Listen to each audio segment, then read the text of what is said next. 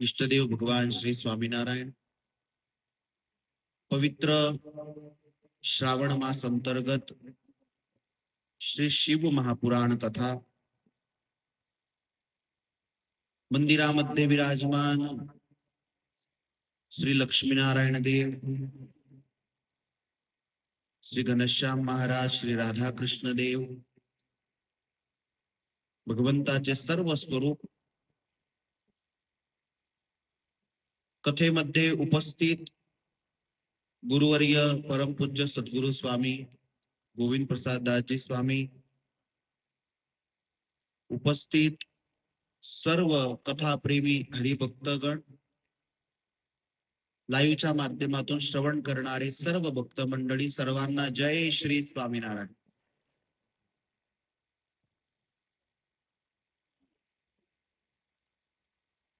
काल आपण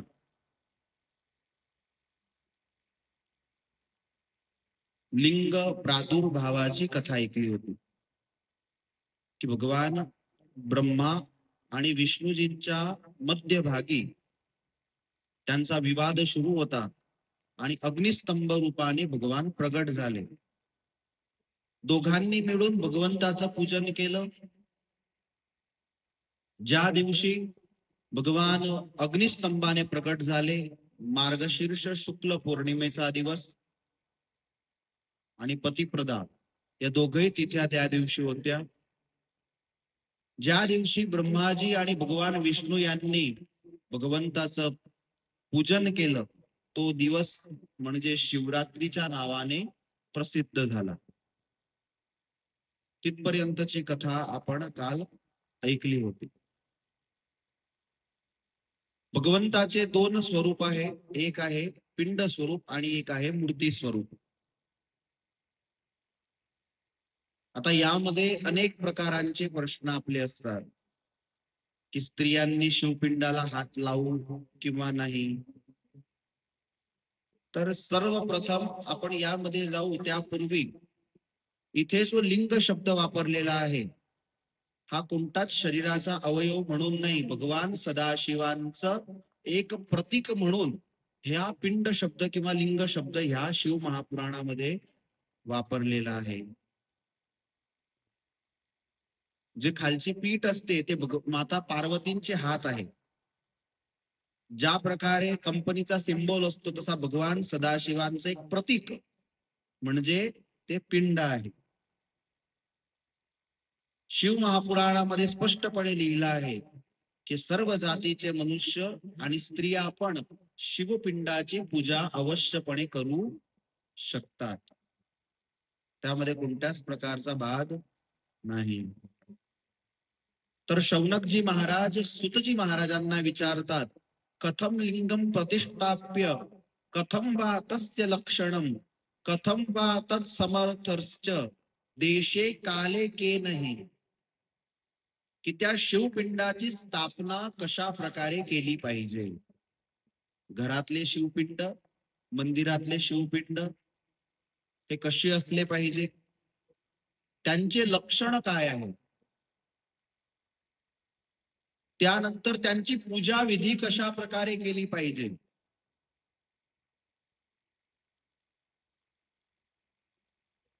त्यानंतर कोणत्या द्रव्यांनी महादेवाची पूजा केली पाहिजे आणि जे शिवपिंड आहे ते कोणत्या कोणत्या द्रव्यांनी तयार करायला पाहिजे. भगवान शिव सर्वत्र विराजमान आहे.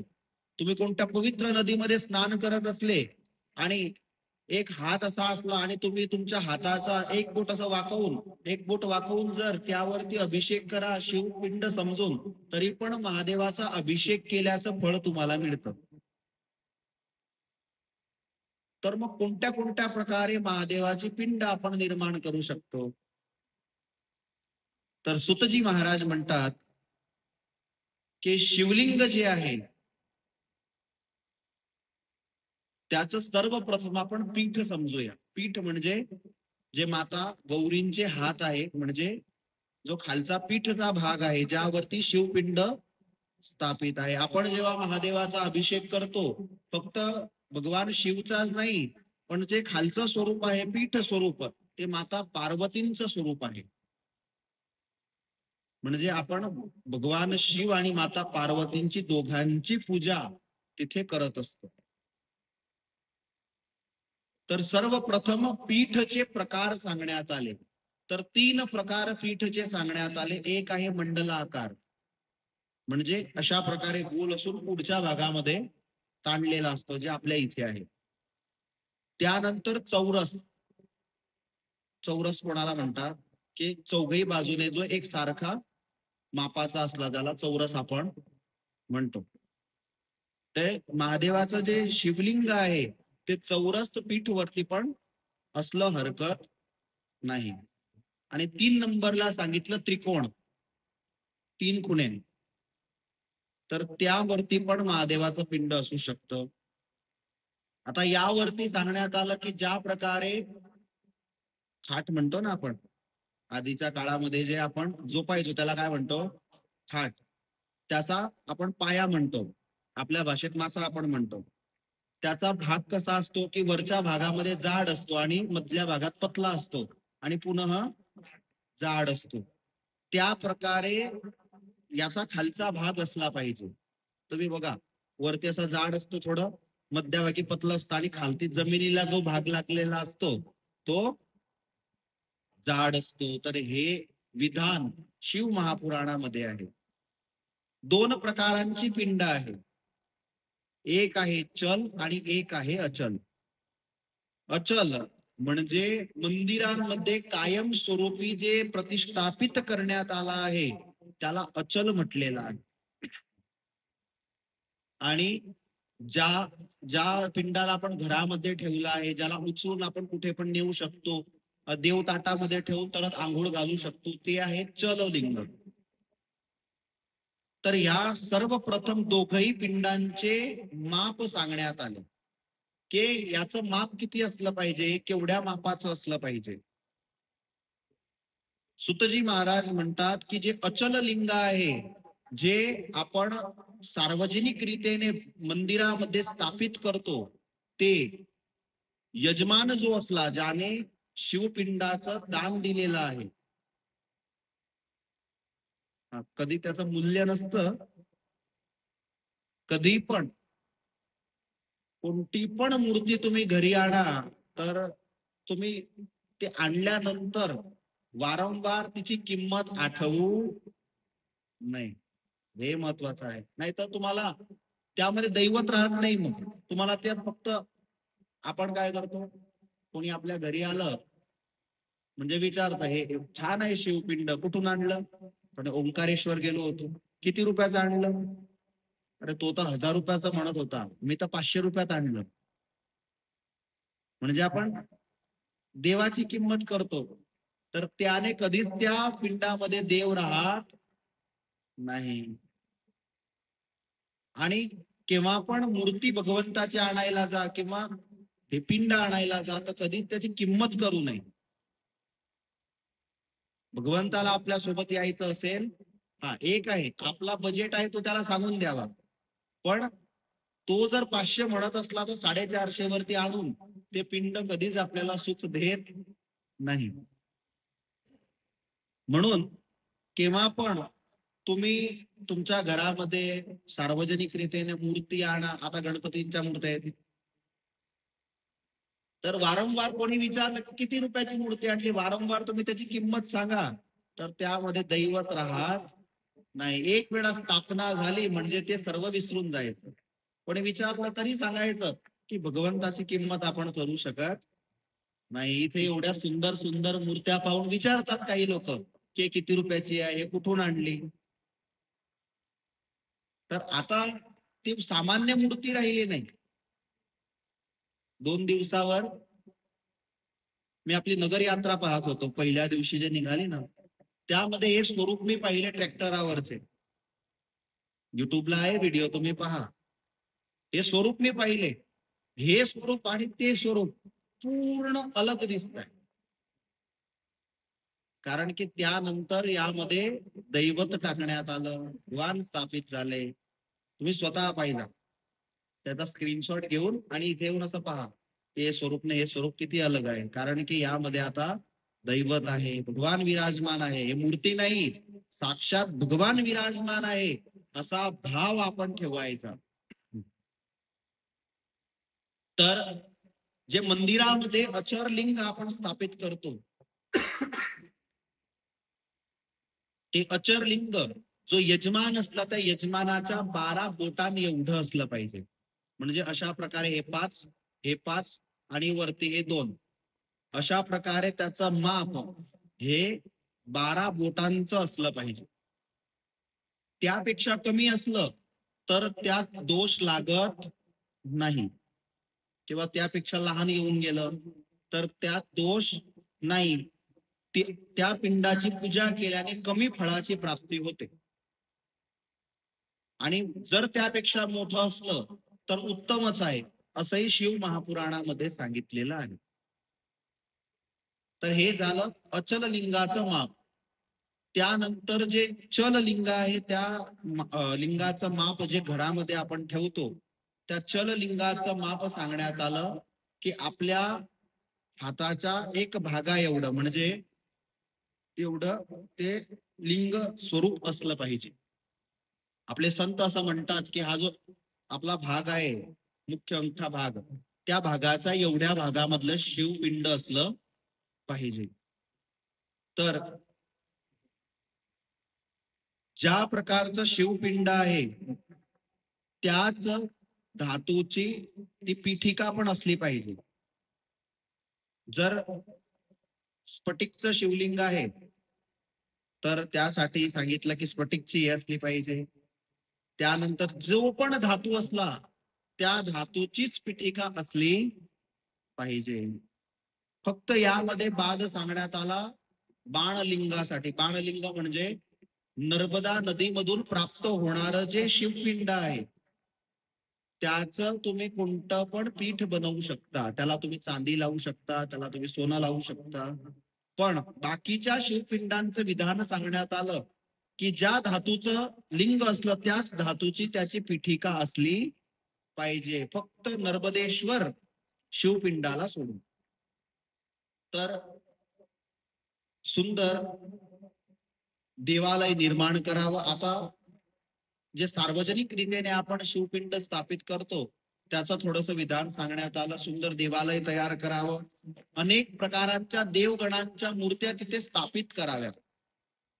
त्यानंतर त्याचा सुंदर गर्भगृह तयार करून अनेक रत्नांनी त्याला विभूषित करावा, आणि त्याचे 2 द्वार ठेवावे, पूर्व आणि पश्चिम.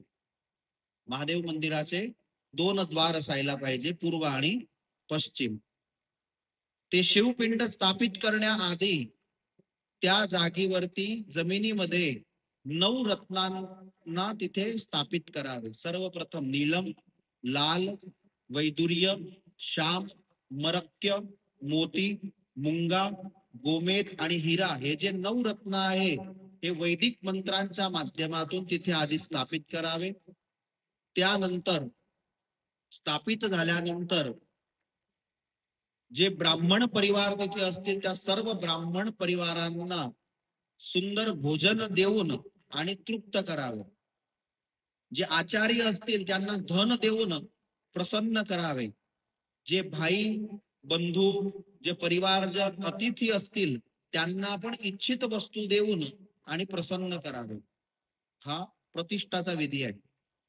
जेवढे पण याचक असतील तिथे आलेले त्या सर्वांना सुवर्ण, घर, भूसंपत्ती, गाय हे सर्व प्रदान करून त्यांना आपण प्रसन्न करावे.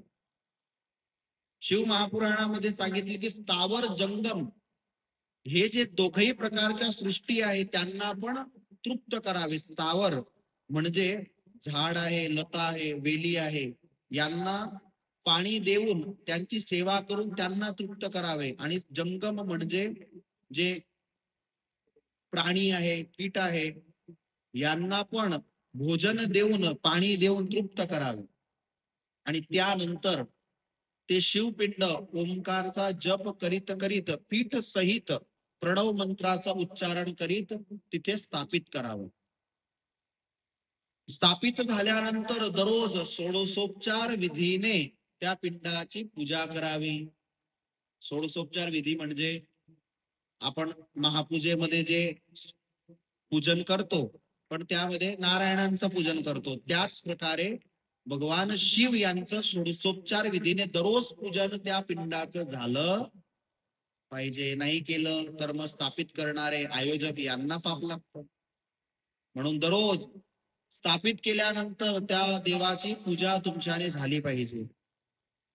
जर तुमच्याकडे शिवपिंड नसलं तर तुम्ही कोणत्या कोणत्या पदार्थांचं शिवपिंड तयार करू शकतात.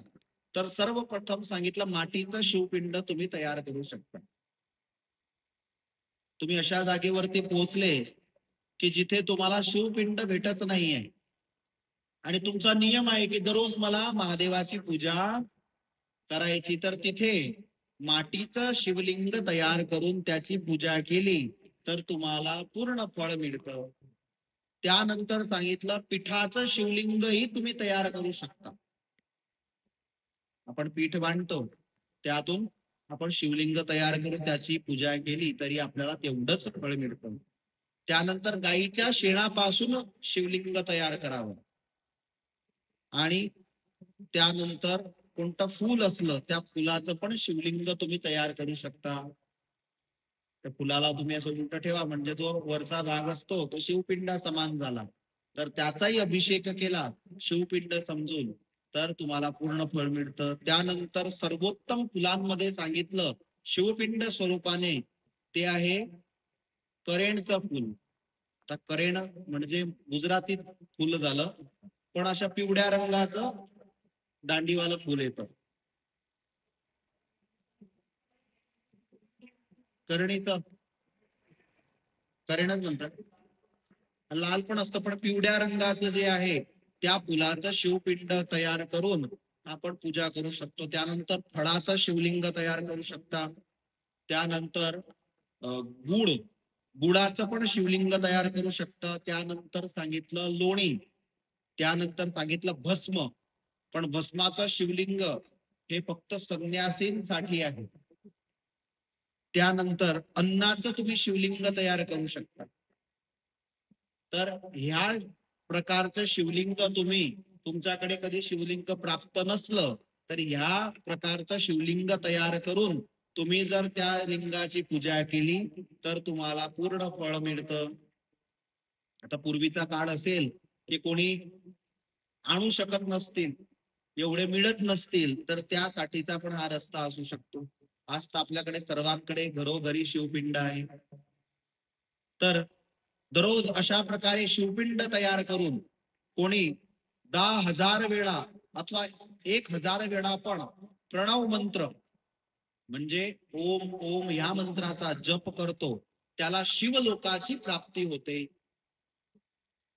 त्यानंतर सांगण्यात आलं की ह्या पिंडांची पूजा करताना ब्राह्मणांनी काय म्हणावं, स्त्रियांनी काय म्हणावं, बाकीच्या वर्णांच्या लोकांनी कोणत्या मंत्राचा जप करावा. तर जे ब्राह्मण असले त्यांनीच, जे जानवधारी ब्राह्मण असले, ज्यांचा यज्ञोपवीत संस्कार झालेला आहे, असे जे ब्राह्मण असले त्यांनी ओम नमः शिवाय ह्या मंत्राचा जाप करावा. त्याशिवाय कोणीच ह्या मंत्राचा जप करू नये. ब्राह्मण स्त्री असली तिने पण ह्या मंत्राचा जप करू नये. फक्त जे यज्ञोपवीत धारी ब्राह्मण असले त्यांनीच ओम नमः शिवाय ह्या मंत्राचा जप करावा. बाकीच्यांनी शिवाय नमः ह्या मंत्राचा जप करावा. आपण सर्वांनी कोणत्या मंत्राचा जप करावा? शिवाय नमः.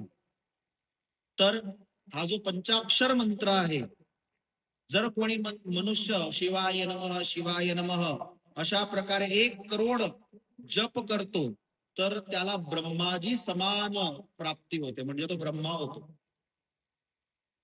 1 करोड जर शिवाय नमः मंत्राचा जप केलं तर ब्रह्माजी मध्ये जेवढी शक्ती आहे तेवढी शक्ती आपल्यामध्ये येते. भगवंतांनी लिहिलेला आहे हा, स्वयं भगवान वेदव्यास होते, त्यांनी हा ग्रंथ लिहिला आहे. एक ग्रंथाच्या बाहेरची एक पण गोष्ट नाही. भगवान वेदव्यासजी स्वतः म्हणतात की 1 करोड जप केल्याने तो ब्रह्मा समान होतो, 2 करोड जप केल्याने त्यामध्ये विष्णू भगवान सारखी शक्ती येते, 3 करोड जप केल्याने तो साक्षात रुद्र बनून जात असतो, 4 करोड जप केल्याने तो महेश्वर होतो, आणि 5 करोड जप केल्याने भगवान शिव म्हणतात तो माझ्या समान होऊन जात असतो. तर एवढा प्रतापी हा मंत्र आहे. दररोज कोणी मनुष्य 1000 दिवसांपर्यंत, म्हणजे 3 वर्ष झाले अंदाजित, 1000 दिवसांपर्यंत दररोज 1000 वेळा, 1000 दिवसांपर्यंत दररोज 1000 वेळा पंचाक्षर मंत्राचा जप करतो. म्हणजे शिवाय नमः शिवाय नमः दररोज 1000 वेळा जप करतो. आणि किती दिवस? 1000 दिवसांपर्यंत. तर त्याचे जेव्हा 10 लाख जप पूर्ण होतात आणि तो ब्राह्मणांना भोजन करवतो आणि त्या व्रताची समाप्ती करतो, तो इच्छित सर्व वस्तूंना प्राप्त करून घेत असतो. एवढा या पंचाक्षर मंत्राचा महिमा आहे. त्यानंतर सांगण्यात आलं ब्राह्मणांसाठीचा नियम, की ब्राह्मणांनी ह्या मंत्राचा जप तर करावा, पण सोबत सोबत 1008 वेळा दररोज गायत्री मंत्राचा जप करावा. ब्राह्मणांचं सर्वप्रथम कर्तव्य आहे की त्यांनी गायत्री मंत्राचा जप करावा. जो ब्राह्मण जेवढा गायत्री मंत्राचा जप करत असतो तेवढा तो शुद्ध असतो. वैदिक सुत्तांचा जप करावा. दररोज ब्राह्मणांनी ओम हा जो प्रणव आहे त्याचा 1000 वेळा जप करावा, जेणेकरून संपूर्ण मनोरथ तुमचे पूर्ण होतील. हे सर्व आपण करत आहोत ते पुण्यासाठी करीत आहोत, बरोबर. त्यानंतर सांगण्यात आलं, हे खूप महत्वाचं आहे, की जो भगवान सदाशिव यांच्या मंदिरासाठी फुलवाडी तयार करतो, हे मंत्र जाप केल्याने जेवढं फळ मिळतं तेवढं फळ भगवान सदाशिवांची फुलवाडी तयार करण्यासाठी मनुष्य जो प्रयत्न करतो त्याला पण तेवढंच फळ मिळतं. फुलवाडी म्हणजे की कोणी बेलपत्राचा झाड लावतो, बरोबर. कोणी महादेवासाठी त्यांना प्रिय जे फूल आहे, महादेवाला सर्व फुल आपण वाहू शकतो जर केवड्याचं फूल सोडलं तर, आणि चाफ्याचं, हे 2 फूल सोडले तर महादेवाला आपण सर्व फुलं वाहू शकतो. तर महादेवाची भावना हृदयामध्ये ठेवून आणि जर फुल बगीचे तयार करतो तर त्याला पण तेवढ्याच फळाची प्राप्ती होते. त्यानंतर सांगितलं की शिव मंदिराच्या चारी बाजूला बगीचे सुंदर तयार करतो, फुल बगीचे जो सुंदर तयार करतो, जो महादेव मंदिराची शोभा वाढवतो त्यालाही तेवढ्याच फळाची प्राप्ती होते. जो शिव कार्य सेवामध्ये तत्पर राहतो, बघा, घाण केल्याने तुम्ही महादेवावरती साखर टाकून जा पण ते स्वच्छ करण्याची राहू द्या, तर महादेव प्रसन्न होत नाही. तुमच्या अंगावरती कोणी पाक टाकून गेला तर चांगलं वाटणार आहे का? तुमच्या अंगावरती कोणी दूध टाकलं तर, दूध उत्तम आहे पण दूध टाकल्यानंतर पाण्याने पण अभिषेक करायचा असतो. पंचामृत टाकल्यानंतर ते चिकट नसावं, महादेवजीचं स्वरूप ते पण ध्यान ठेवायचं असतं. बाकी त्याने आपल्याला पुण्य मिळत आणि पाप मिळतं. म्हणून मी तर असं समजतो की तुम्ही भगवान सदाशिवांची पूजा करा, षोडशोपचाराने पूजा करा, पण त्यापेक्षा आपण त्या मंदिराची स्वच्छता ठेवा, तर ते सर्वात मोठं पुण्याचं कार्य आहे. त्याचं ध्यान ठेवायला पाहिजे. काही जागेवरती महादेव मंदिर पूर्णपणे खुल्ले असतात. पशुपतीनाथ आहे भगवान, हरकत नाही, पण स्वच्छता पण महत्वाची आहे. काही लोक म्हणतील की हा भगवान तर पशुपतीनाथ आहे, तिथे सर्व प्राणी जाऊ शकतात, बरोबर आहे, पण मग तिथे ते घाण करता हे वाईट आहे. महादेवाच्या मंदिरामध्ये घाण करता हे वाईट आहे. तर मग तशा प्रकारची जो व्यवस्था करून देतो, दरवाजा नसला तर दरवाजा लावून देतो, तर ते मोठी सेवा आहे. त्यानंतर मंदिराच्या साफसफाईसाठी जो व्यवस्था करून देतो ते पण एवढंच फळ देणार आहे. वडतालला एक भगत होते, जोपर्यंत त्यांचं शरीर कामाला आलं तोपर्यंत त्यांनी संपूर्ण मंदिर सकाळी लवकर उठून ते झाडायचे. जेव्हा त्यांचं शरीर काम करणं त्यांचं बंद झालं तेव्हा त्यांनी एक माणूस ठेवला आणि सांगून दिलं की कायम स्वरूपी हा माणूस तुम्ही मंदिराच्या साफसफाईसाठी आपल्या ज्ञानबाग तर्फे ठेवून जा. म्हणजे ते ज्ञानबागजीवाले भगतजी होते ना, ते कायम मंदिर स्वच्छ करायचे. तर मंदिर स्वच्छ करणं हे मोठी सेवा आहे. आलो, तुम्ही इथे 51 दंडवत केले, मंदिर प्रदक्षिणा केली, ते जे फळ आहे त्यापेक्षा डबल फळ तुम्हाला हातात झाडू घेऊन मंदिर झाडण्यासाठी. बघा, आपण म्हणतो गुजराती लोक सुखी पुढे जातात, पण तुम्ही पहा किती पण मोठ्या कंपनीचा मालिक असला, किती मोठ्या जॉब वरती असला, पण आल्यानंतर त्याचं पहिलं काम असलं की मंदिरात येऊन झाडू पोछा मारणं. आपलं सुरतचं मंदिर आहे, दिवसातून 25 वेळा तिथे पोछा मारला जात असेल. आपण म्हणतो की आपण आता मारू, पण आता लोक इथे चालतील. पण तिथे सकाळी जर 2500-3000 लोकांची दर्शनासाठीची संख्या असली तर किती पण लोक चालव ते वारंवार तिथे पोछा मारतच राहतात. तर ही मोठी सेवा आहे. भगवंताच्या मंदिराची साफसफाई करणे ही मोठी सेवा आहे. यापेक्षा दुसरी कोणतीच मोठी सेवा नाही. कोणाच्या घरी तुम्ही जा, घाण दिसली आणि तुम्ही स्वच्छ करून द्या. कोणाच्या घरी जाऊन त्यांचे भांडे घासून द्या, तर केवढंच चांगलं वाटतं की नाही, व्यक्ती चांगला आहे. पाहुणे बनून कोणाच्या घरी जा, हात लावू लागा तर चांगलं वाटतं. हे भगवानचं मंदिर आहे, लक्ष्मीनारायण देवाचं घर आहे. इथे तुम्ही त्यांचं घर स्वच्छ करा म्हणजे कोण प्रसन्न होतील? भगवान प्रसन्न होतील. म्हणून इथे आपण कधी आलो, एवढं नक्षीकाम युक्त मंदिर आहे की ते सहज आहे की इथे माती बसणारच आहे. तर इथे खालती दररोज झाडू मारला जातो. पण कधी आपण आलो तर मग विचारायचं नाही की स्वामी काय करू. येऊन 2 कपडे घ्यायचे, ओले करायचे, व्यवस्थित या मूर्त्या पुसून टाकायच्या. कोणीच तुम्हाला असं म्हणणार नाही की मूर्त्या का स्वच्छ करताय. किंवा आपण आलो, आपल्याकडे असा वेळ काढावा की 8 दिवसातून 15 मिनिटं, अर्धा तास मी मंदिरात जाऊन स्वच्छताचं कार्य करणार. याने तुम्हाला आत्मसंतोष मिळेल. मन जे अशांत असतं ना, हे भगवंताची सेवा करताना जेवढं शांत होतं तेवढं एक पण कार्य करताना शांत होत नाही. तुम्ही कधीतरी हातात झाडू घेऊन झाडू मारा आणि नंतर पहा तर केवढी शांती वाटणार. एक आनंद अलग असतो तो. तर इथे आपलं मंदिर आहे, कबुतरांची घाण खूप पडली असते, तर तिथे तुम्ही फिरून ते साफ करा. तर ही सर्वात मोठी सेवा आहे. आपल्या मंदिर परिसरामध्ये शक्यतो कुठे दिसणार नाही. प्रयत्न करतो आपण की प्लास्टिक कुठे पडायला नको, पण ते प्लास्टिक तुम्ही उचलून घ्या, तर भगवंताच्या मंदिराची स्वच्छता आपण ठेवतो. तर हे कार्य सर्वात मोठं सांगण्यात आलं. अशा प्रकार जो करत राहतो त्याला शिवपदाची प्राप्ती होते. तर भगवान वेदव्यासजी लिहितात, सुतजी महाराज म्हणतात, हे सौनकादिक ऋषींनो, हे सर्व कार्य सदाचाराचं पालन करीत करीत करावं तर तुम्हाला पूर्ण फळ मिळेल.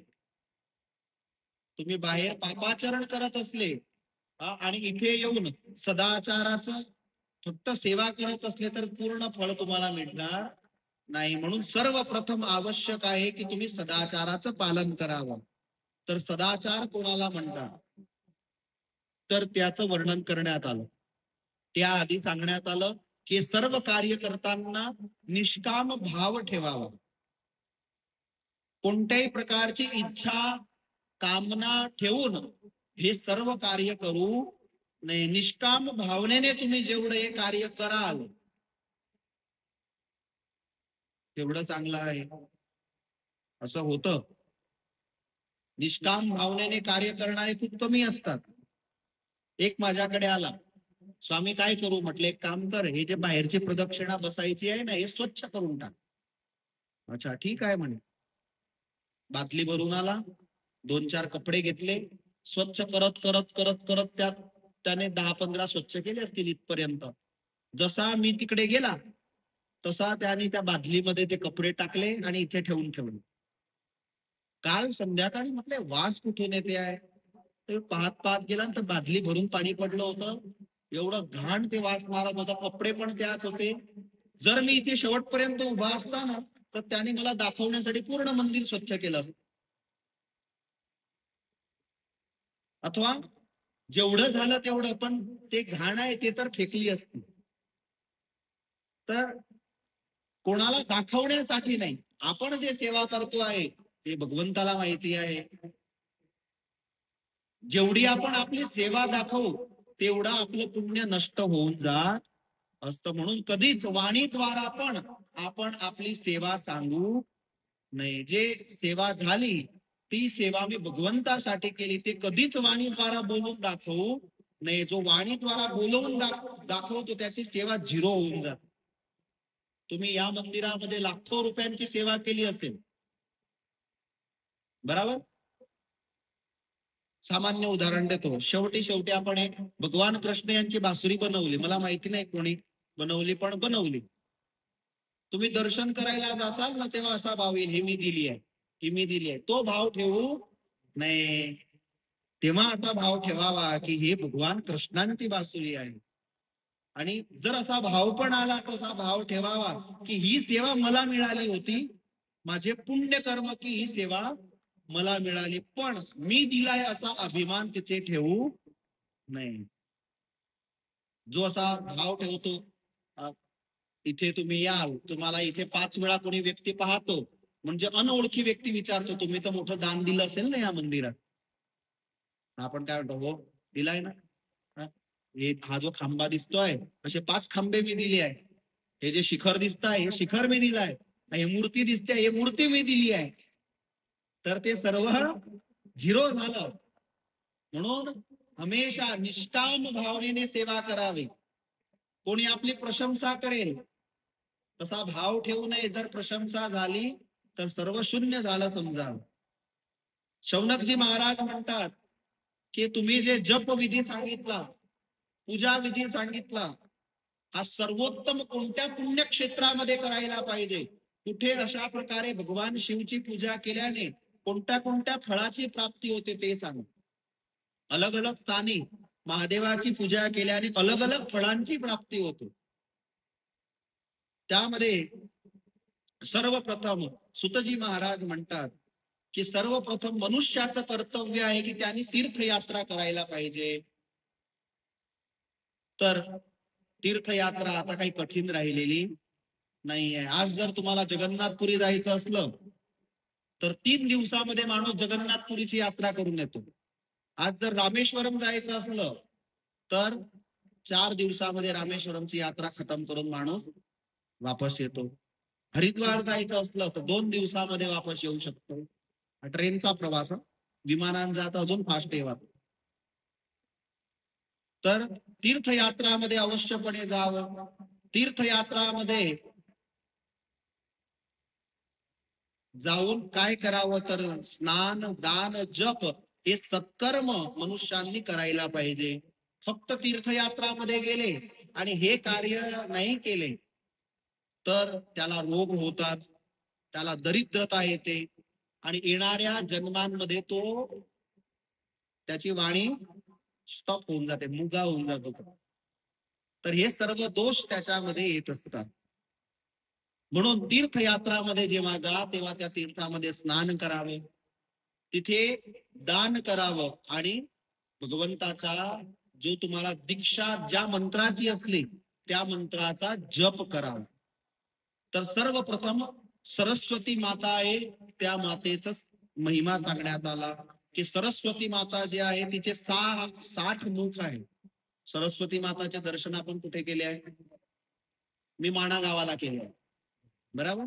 तुम्ही अलग अलग जागेवरती केले असतील.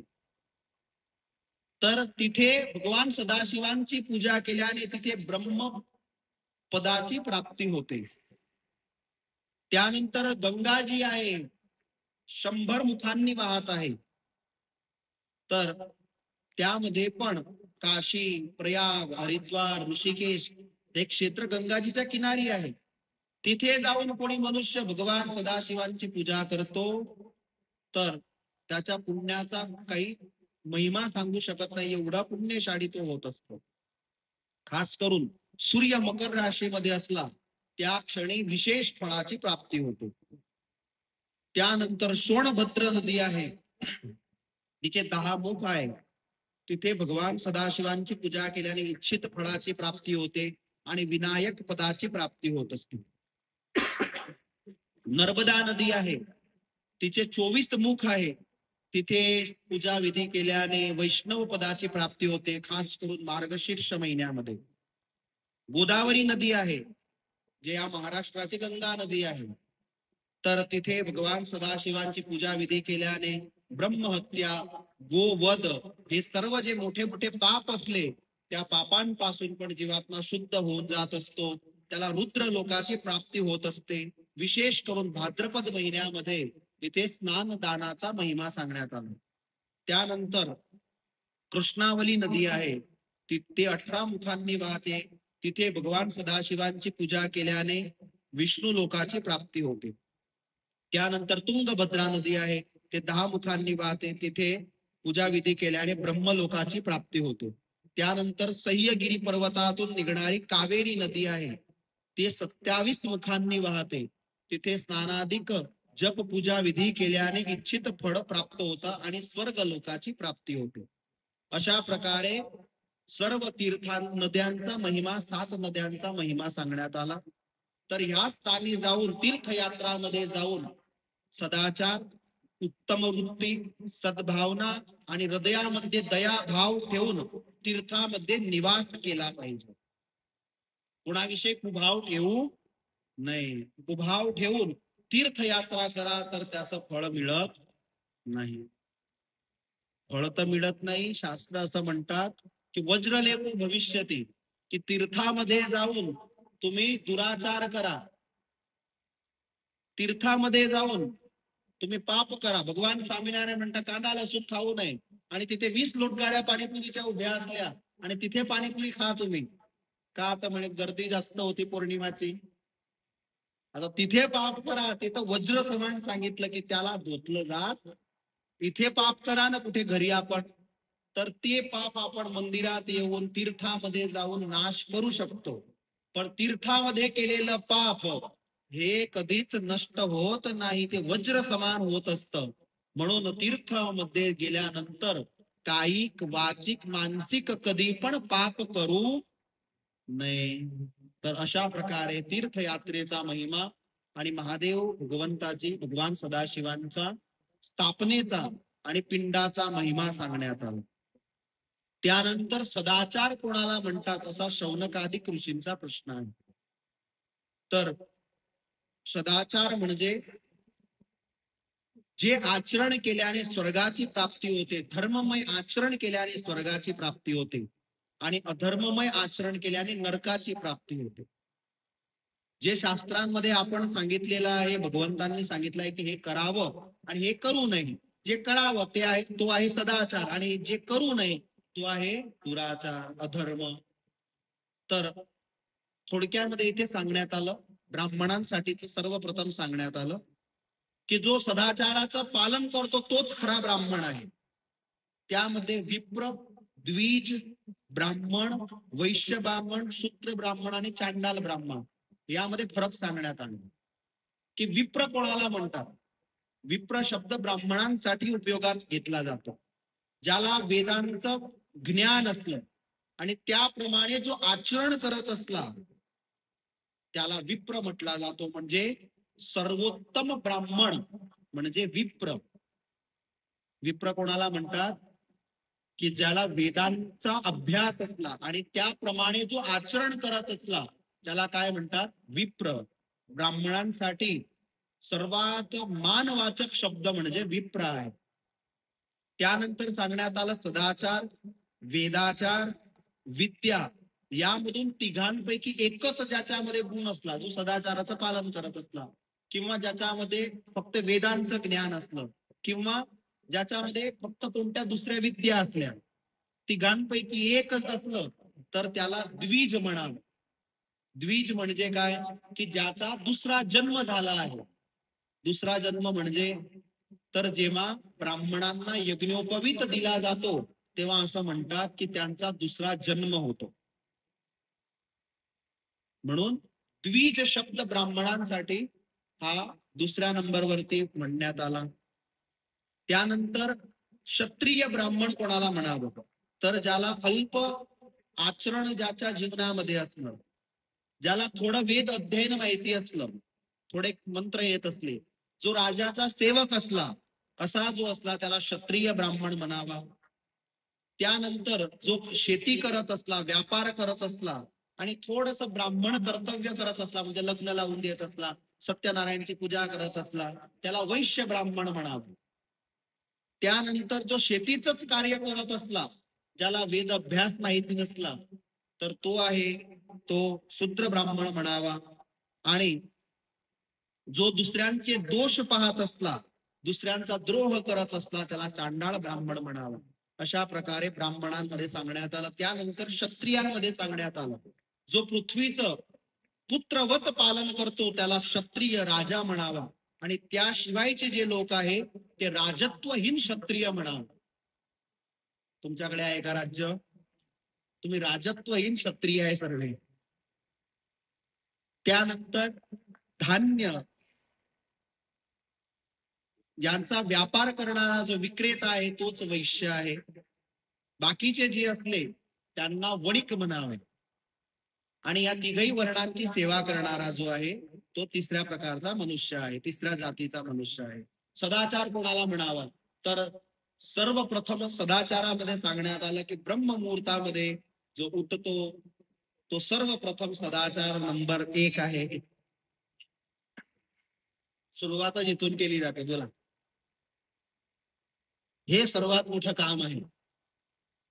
जो माणूस ब्रह्ममुहूर्तामध्ये उठतो तो सर्व काही प्राप्त करू शकतो, पण इच्छाशक्तीशिवाय कोणीच उठत नाही. इच्छा असली तर सकाळी कथात पण येवात, आणि जर इच्छा नसली तर 9:30 पर्यंत दुकानावर पण पोहोचत नाही.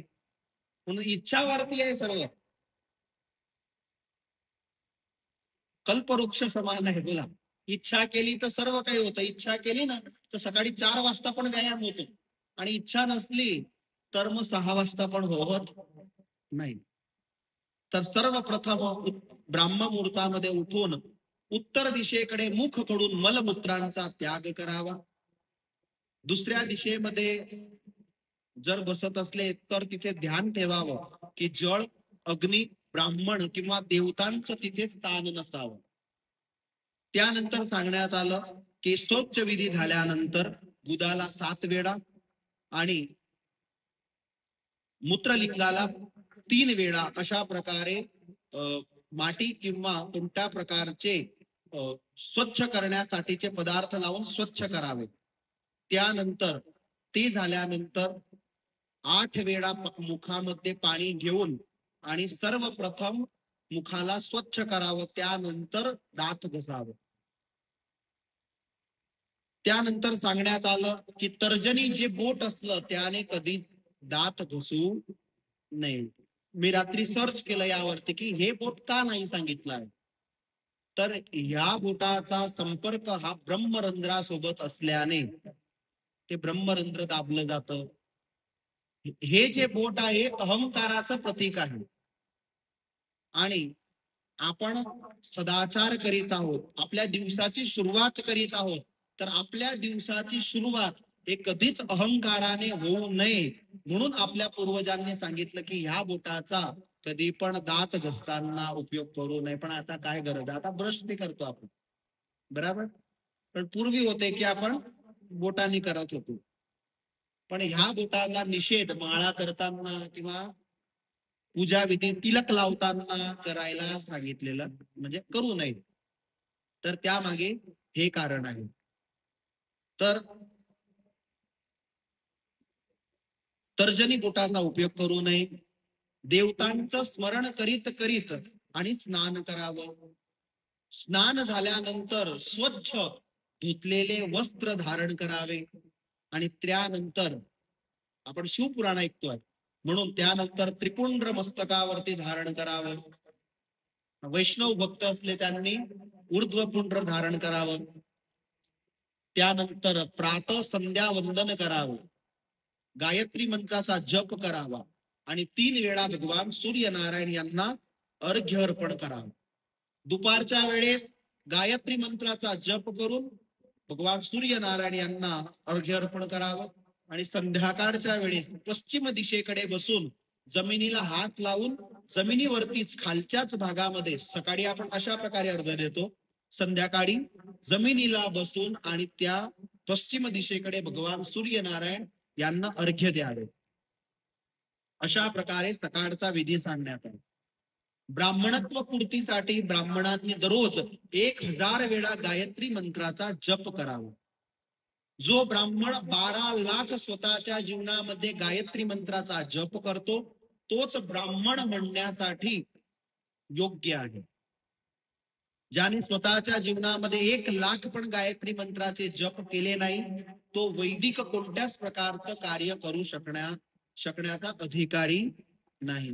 संन्यासी असले त्यांनी नित्य 12,000 प्रणव मंत्राचे जप करावे.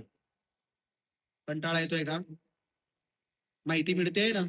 हा मग ऐका, संन्यासी जो असला त्यांनी 12,000 ओम ओम ओम या मंत्राचा जप करावा.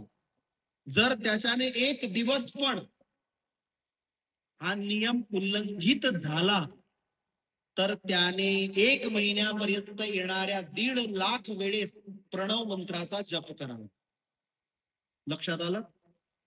जर आज मी चुकलो तर त्याने उद्यापासून 1 महिन्यापर्यंत जे दररोज 12,000 करत होते तर दररोज किती करावं? इथे सांगितलं आहे 1 मास पर्यंत 1.5 लाख. 1 मास पर्यंत 1.5 लाख त्याने प्रणव मंत्राचा जप करावा. आणि जर ते नाही झालं तुमच्याने आणि असं करता करता जर थोडे दिवस व्यतीत झाले, 4-5 दिवस गेले तर त्याची दीक्षा निघून जात असते. त्याने पुन्हा गुरुकडे जाऊन नवीन दीक्षा घ्यावी आणि पुन्हा प्रणव मंत्राचा जप सुरू करावा. हे संन्यासींचे नियम सांगण्यात आले. तर अशा प्रकारे सदाचाराचं वर्णन करण्यात आलं. त्यापुढे सांगण्यात आलं की जो 4 मनुष्यांच्या ब्राह्मण परिवाराला 100 वर्षाची आजीविका अर्पण करतो त्याला ब्रह्मलोकाची प्राप्ती होते. जो क्षत्रिय 1000 परिवाराला जीविका अर्पण करतो त्याला इंद्रलोकाची प्राप्ती होते. त्यानंतर सर्वांचे कर्तव्य सांगण्यात आले सदाचारामध्ये की ब्राह्मण असले त्यांनी दररोज यज्ञ यागाधिक करून धन प्राप्त करावं, क्षत्रियांनी युद्ध बाहुबलाने धन प्राप्त करावं, वैश्यांनी गोरक्षण आणि व्यापारांनी धन प्राप्त करावं आणि राहिलेल्या वर्णांनी या तिघांची सेवा करून धन प्राप्त करावं. त्यानंतर दान धर्मादायाविषयी सांगण्यात आले. ते आपण उद्याच्या दिवशी श्रवण करू. स्वामीनारायण भगवान की